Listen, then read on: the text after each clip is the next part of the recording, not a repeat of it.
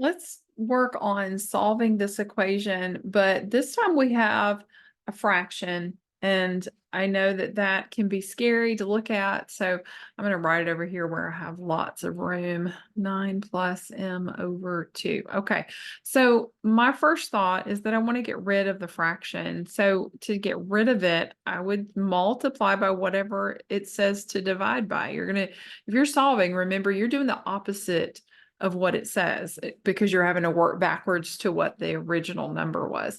So I'm going to multiply this whole equation by 2, and that's going to get rid of the fraction. So 2 times 4 is 8. 2 times 9 is 18.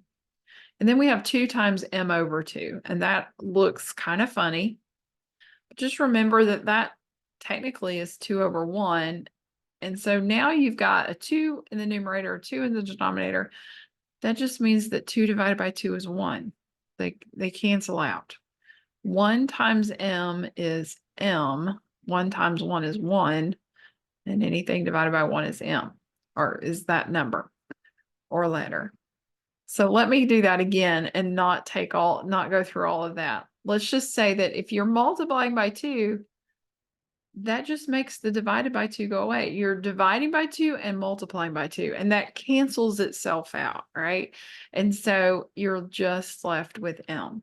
And that's the whole reason we did this, was to get rid of the fraction. Okay, so now this is a simpler equation. Now I just need to subtract 18 so that the 18 is not over here with the letter, it's over here with the number. So 18 minus 18 is 0. So on this side, I only have the variable, the m. 8 minus 18 is negative 10. And that is the answer to this question.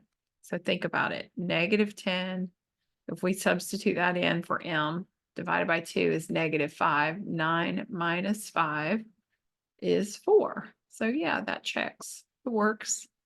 So m is negative 10. All right. I hope that helps. See you next time.